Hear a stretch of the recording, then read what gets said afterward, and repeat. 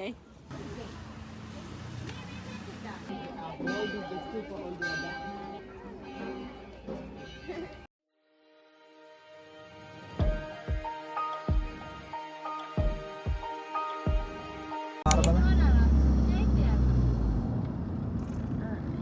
ළමයෝ මං අහන්න. ඔයා නානවද පොඩේ? ඊයර කොහොමද? අපිටත් ඒ අපිට පෙන්නුවා. එන්න අපිට නේද? ඉතින් අද බ්ලොග් එක පටන් ගන්නේ මෙයාගේ මේ පිස්සු වැඩවලින්. ඔයාලා දන්නවනේ බව්ව කොතනද? මට ඉතින් පිස්සු හැදෙනවා වගේ. අපි මේ අනුරාධපුරේ ආපු ට්‍රිප් එක. ඉතින් ඔයාලත් එක්ක ලස්සන බ්ලොග් එකක් ෂෙයා කරගන්න හිතුණා. ඉතින් අපි දවස් 2ක ට්‍රිප් එකක් තමයි අම්මලා එක්ක අනුරාධපුරේ ආවේ. අපි මුලින්ම අපි නතර වෙන තැනට ගිහිල්ලා කෑම කාලා වොෂ් දාලා ඇවිදින්න පටන් ගත්තා. ඉතින් මුලින්ම ආවේ කුට්ටම් පොකුණට. ඉතින් බලන්නකෝ මම ගොඩක් කාලෙකින් තමයි අනුරාධපුරේ ආවේ. මුලින්ම මම අනුරාධපුරේට ආවේ මම කැම්පස් ඉන්න කාලේ. ඉතින් බලන්නකෝ ඊට අවුරුදු වර ගානකට පස්සේ තමයි නෑ මම එච්චර වයස නෑ. ඉතින් අවුරුදු 8ක් 9ක් වගේ පස්සේ තමයි මේ දැන් ආයෙ ආවේ. අපි අපේ වෙඩින් එකේ වැඩ ටික ඉවර වෙලා තමයි අනුරාධපුරේ ආවේ. ඉතින් මම මේ දිය බෙරළිය මල් ගත්තා සමාධි පිළිමයට පූජා කරන්න. ඊට පස්සේ අපි මල් පූජා කරලා අපි එතනින් ගියේ සඳකඩ පහන බලන්න. ඉතින් මෙන්න මේ ලස්සන පාරෙන් තමයි සඳකඩ පහනට අපි ගියේ.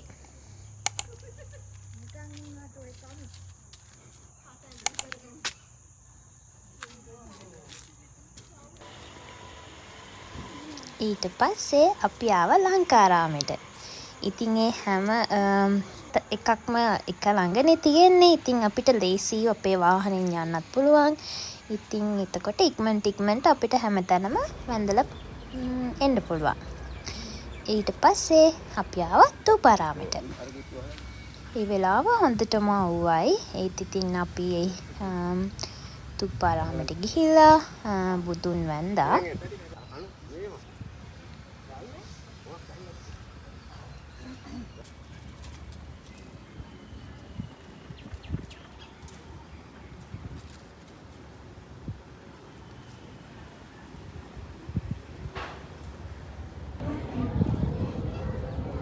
අපි දැන් ඇවිල්ලා ඉන්නේ රුවන්වැලි මහා සෑය වන්දනා කරගන්න.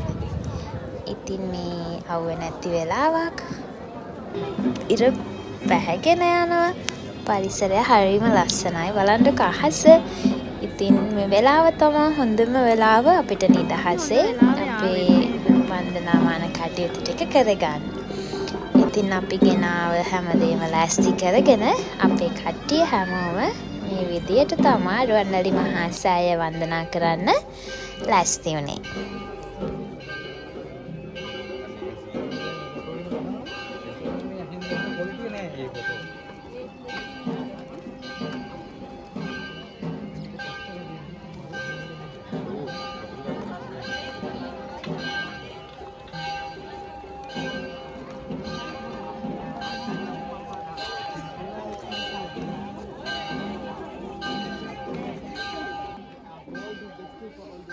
ඉතින් මම පූජා කරන්න ආසාවෙන් හදපු මිරි වැඩි සංගලකුයි වටාපතකුයි තමයි මේ අරගෙන යන්නේ.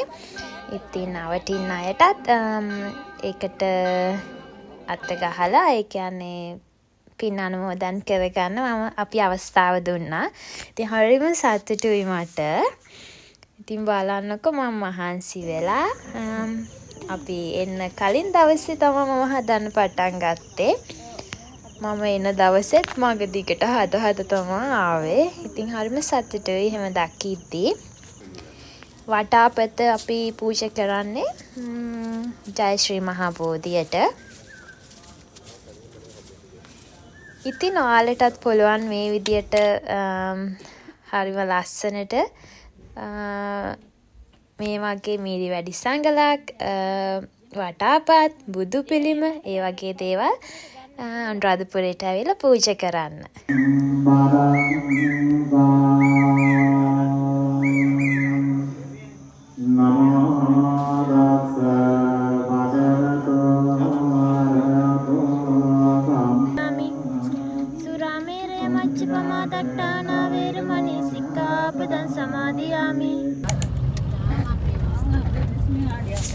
මේ පටන් ගන්නේ අනුරාධපුරේ අපි ගත කරපු දෙවෙනි දවසේ. ලස්සන මල් ටිකකුත් අරගෙන අපි මේ යන්නේ මිහින්තලේ වඳින්න. ඉතින් උදේ පාන්දරම අපි පිටත් වුණා. එතකොට අපිට ගොඩක් තැන්වල ඇවිදින්න පුළුවන් නේ. හරිම ලස්සන පරිසරයක් තියෙන්නේ. කොළම කොළ පාටයි. ඉතින් අපේ අම්මලා මේ විදියට යනවා. හැමෝම එක ආසාවෙන් ගත කරපු දවස් දෙකක්. ගොඩක් තැන්වල අපිට ඇවිදලා වඳින්න පුළුවන් වුණා. ඉතින් ඒ වෙලාවේ හොඳටම මීදුමයි. උදේමනේ අපි ආවේ. ඉතින් පොඩි සීතලකුත් තිබ්බා. අපි මුලින්ම චෛත්‍ය වැඳලා ඊට පස්සේ තමා මිහින්තලේ අර අපි ගල උඩට යන්නේ. අන්න එතනට යන්නේ.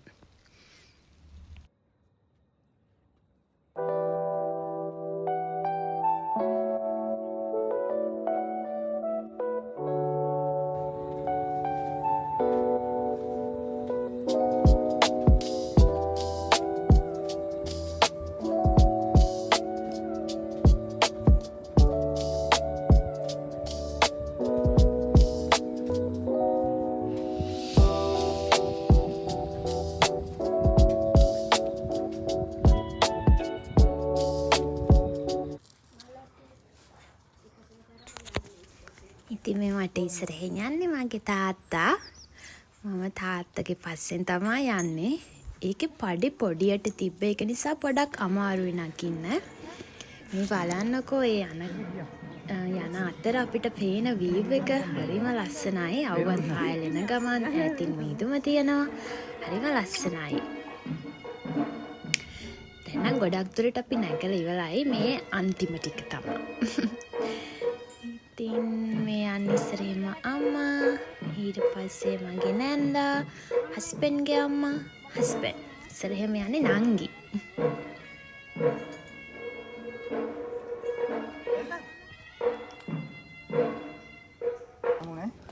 ඉතින් අපි උඩට ඇවිල්ලා මල් තියලා වැඳලා දැන් පහළට යනවා. ඒ වෙලාවේ හරියට හිටියා ගොඩක් මොනකුන්ද මීමැස්සෝ. මං හිතන්නේ ඔව් මීමැස්සෝ ගොඩක් හිටියා මල් වලට ඇවිල්ලා වෙන්නේ නැති. ඊට පස්සේ අපි ගියා අර ඈත පේන බුදු පිළිමයට. නැක්ක වගේ නෙමෙයි පරිස්සමට වහින්නත් ඕනිනේ. ඉතින් පහළට ඇවිල්ලා මේ චෛත්‍යයත් ඇඳගත්තා. බලන්නකො හරිම ලස්සනයි. ගල් කණු එහෙම හරිම ලස්සනයි.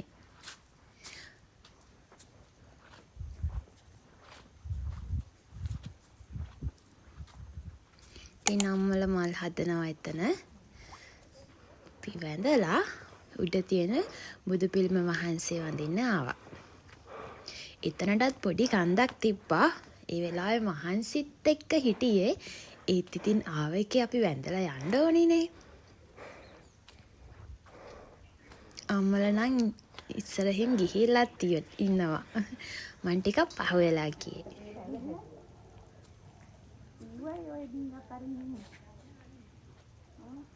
අපි මුලින්ම වැඳ චෛත්‍ය තමයි මේ දැන් ඈතින් පේන්නේ.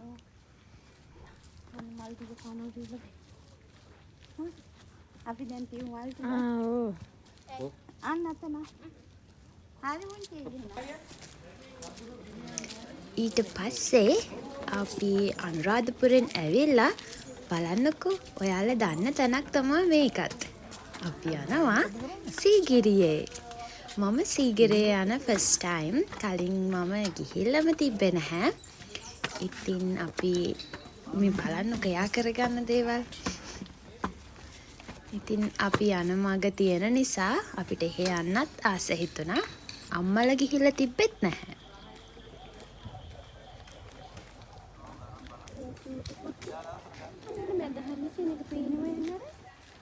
උඩද? අර මෙතන කරේ. ආ ඔය යන ගම.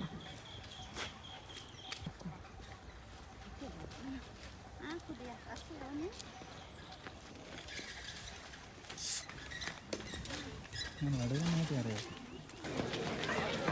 මේ දේවල් ඉතින් ඒ කාලේ හිටපු රජවරු හදපු දේවල්නේ. බලන්නකො මේ වෙනකන් ඒවා තියෙන ලස්සන.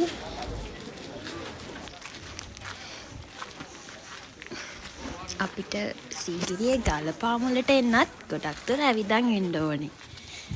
දැන් ඉතින් මෙතනින් තමයි සීගිරි ගල උඩට නගින්න පටන් ගන්න තියෙන්නේ.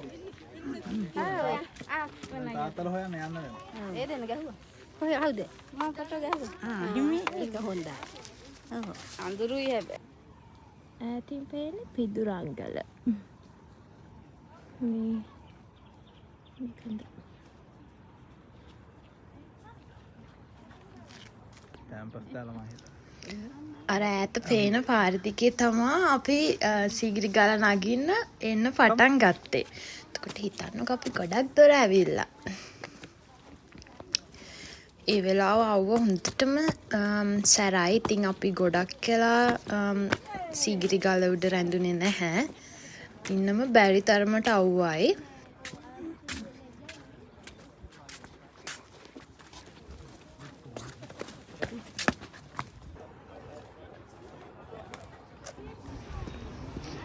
මේ තියෙන්නේ පහලට බහින අය පොලිමක් ඉන්නවා. ඉතින් අපිත් පහලට බහින්න පටන් ගත්තා. මොකද අපි තව තැන්වල යන්න හිතාගෙන හිටියා. ඉතින් ඒ යන ගමන් අපිට කියන්නේ පහලට බහින්න පාරෙම තමයි අපිට සීගිරි බිත්ති සිතුවම් බලන්න යන්න තියෙන්නේ. මං හිතන්නේ ඔයාලත් හැමෝම වගේ සීගිරිය ගිහිල්ලා තියනානේ. ඉතින් මාගේ ෆස්ට් ටයිම් නිසා මම හරිම එක්සයිටඩ්.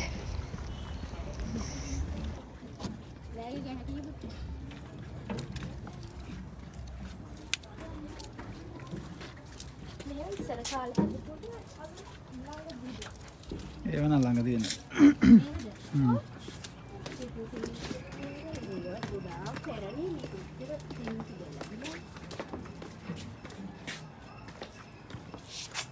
අපි ඉස්සරහින් යන්න කැටපත් පවුල. මේ ටික නම් හෙවණයි. ඉස්සරහින් කට්ටිය උඩ නගිනවා.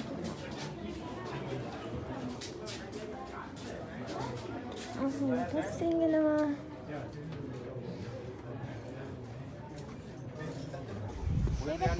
ඉතින් මේ දේවල් දකිද්දි නම් මට පිස්ස හැදුනා වගේ. හරිම ලස්සන දේවල්, හෑන්ඩ්මේඩ් දේවල්. ෆ්‍රිජ් මැග්නට් එකකුත් එතනින් ගත්තා අපි.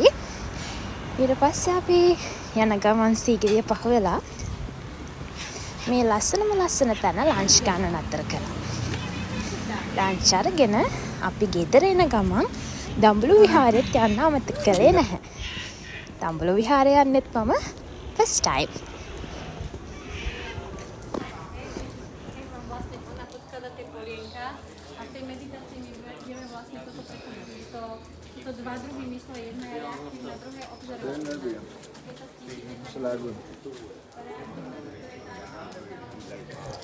දඹුලු පන්සල කියන්නේ වලගම්බා රජුරෝ හදපු එකක්නේ.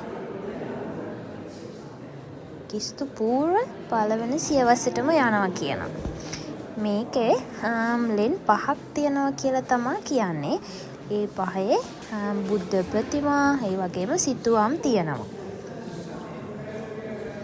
ඔයාලා මේ දකින තාලිය වගේ එකට එතන සිවිලිමෙන් වතුර වැටෙනවා කියනවා. එතකොට ඒ වතුර නියං කාලෙට වුණත් ඒකේ වතුර නැති වෙන්නේ නැහැ කියලා කියනවා. ඉතින් ඒක හරි අපූර්ව සිදුවීමක් මේ දඹුලු විහාරයේ වෙන. ඉතින් අපි ඇතුලේ ලෙන් වල ගිහිල්ලා බුද්ධ ප්‍රතිමාව වැඳලා ඉතින් එළියට ආවා. ඉතින් මේ විදිහට තමයි අපේ දවස් දෙකේ අනුරාධපුර ට්‍රිප් එක ඉවර වෙන්නේ.